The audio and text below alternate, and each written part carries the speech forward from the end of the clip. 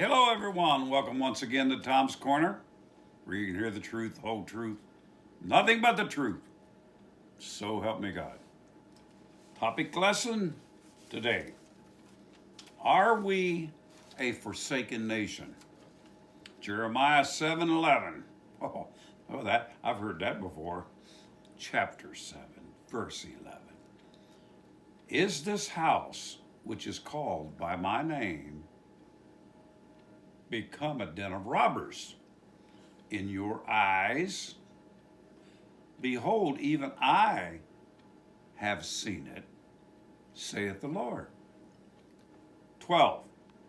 But go ye now unto my place, which was in Shiloh, where I see my name at the first, and see what I did to it for the wickedness of my people. Go back and look at it now, is what he said, after he took care of it for all the wickedness that was there. 13.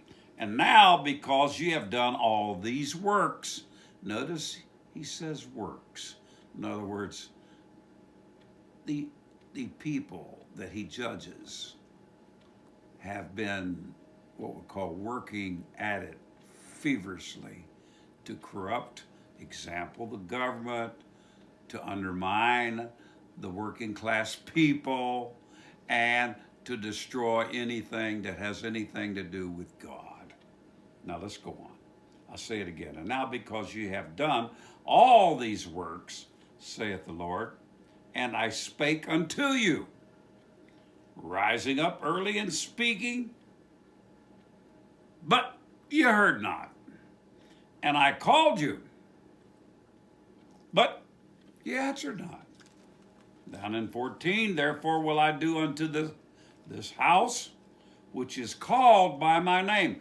Oh, wait a minute. I think I hear talking about maybe our country. I pledge allegiance to the flag, United States of America, so forth and so on. Huh? Under God, under God, under God. You don't hear that anymore. Therefore will I do unto this house, which is called by my name. We're supposed to be, our country was founded on God. When they came here because they wanted to be able to worship God freely. Okay? Wherein ye trust, trusting in his name, and unto the place which I gave to you and to your fathers, as I have done to Shiloh. 15.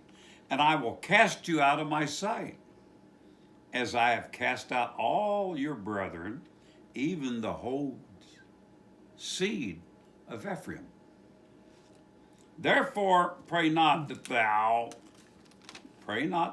for this people, neither lift up cry nor prayer for them, neither make intercession to me, for I will not hear thee.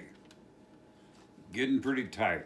Now in verse 11, do you think this verse could refer to even us today? Good question. Have we become a den of robbers? Now, did you know that while the government was shut down, our leaders were still getting paid for nothing?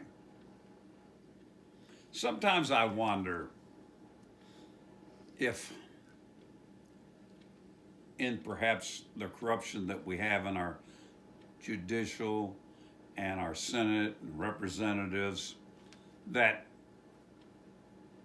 if we just give them their paycheck and let them all stay home, every time they make a law, it seems to affect us not in a good way. Did you ever think about that? And also, did you ever think maybe we've got enough laws on the books if only they would make them effective? In other words, if the people would use those laws. For example, there is a law in the books that says you can't spit on the sidewalk. Now that's simple enough. You can understand that. But you do, and they don't enforce it, right? That's what we're talking about. There's a lot of laws, but they don't enforce the laws, okay? Now let's go on. Yeah, I love the part. Every time it comes time for voting for a raise, how come none of them doesn't stand up and say, I don't need any raise, I'm making enough money now? Huh? They'll never say that. They'll always vote themselves a raise. A raise for what? Jabber jabber, running their mouths, and saying nothing. Saying nothing. That's what it all comes down to. Now, when people get in the Senate or the House of Representatives, it seems they come out millionaires. Am I the only one seeing this, or does other people see it? Huh? They're on the Inside Traders stock exchange. People give them a heads up, and they invest all the money they can in this because they know they're going to come out millionaires. Pelosi, look at her. You may like her, you may not like her. But the thing of it is, she's a businesswoman. She's gotten Inside Traders advice ahead of time. That's what makes her a millionaire, probably close to a billionaire. Okay? A lot of them are like that. You don't get any advantage in it, do you?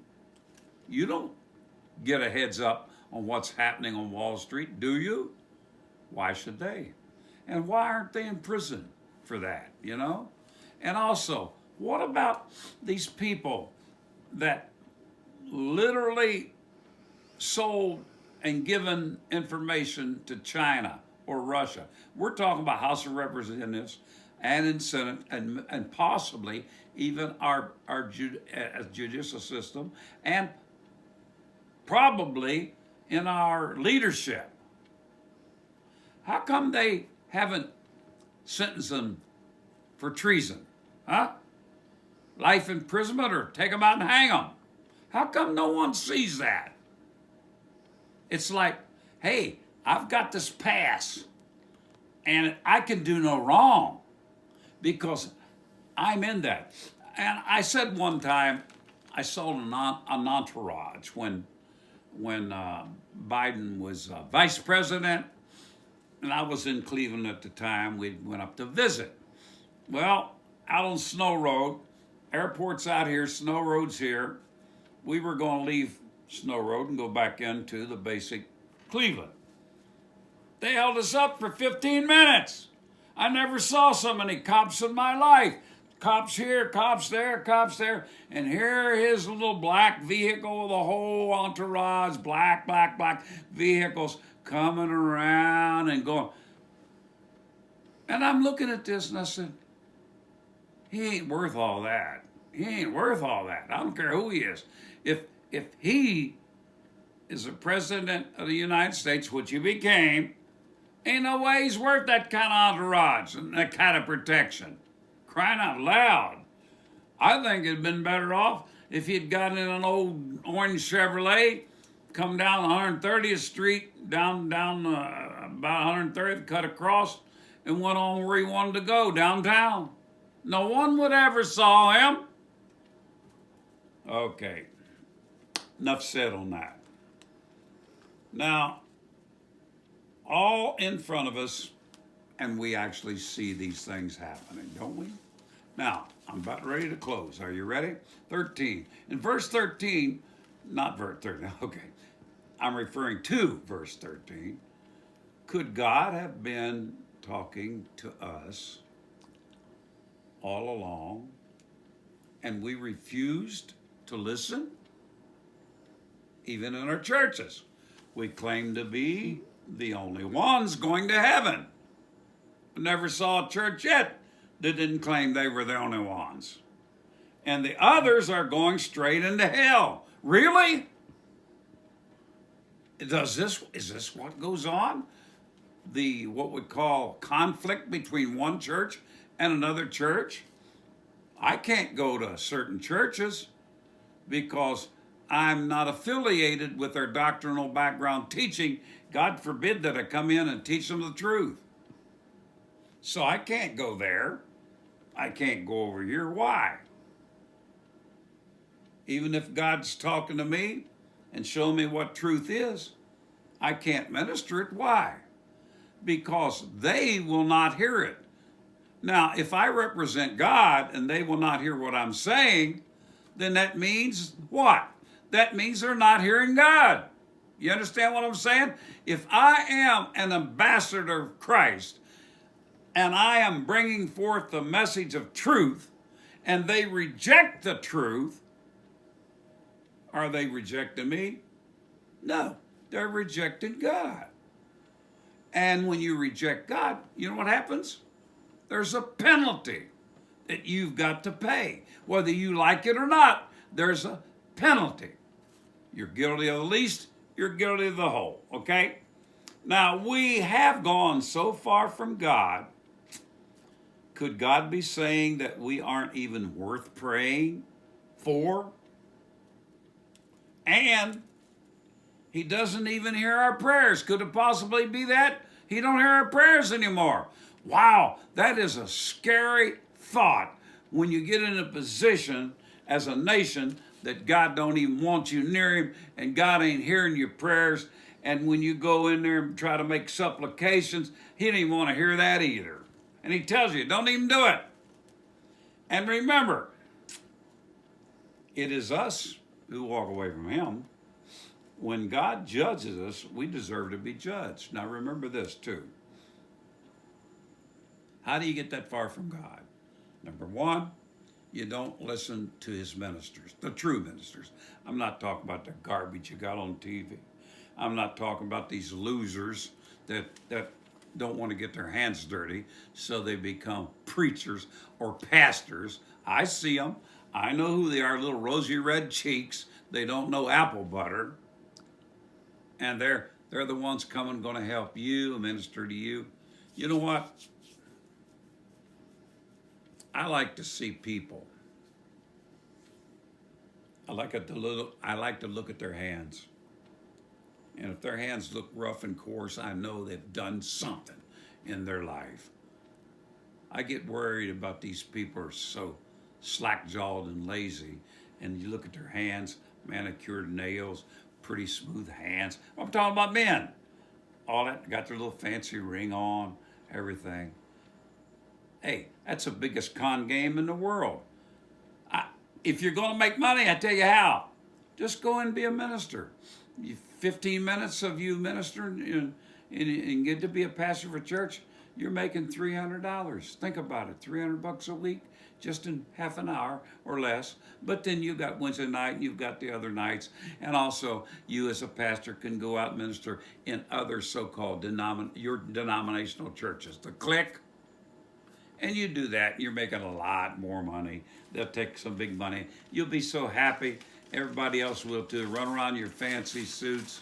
So far away from God, it's ridiculous. Listen, God bless you. I'll see you in the next trip.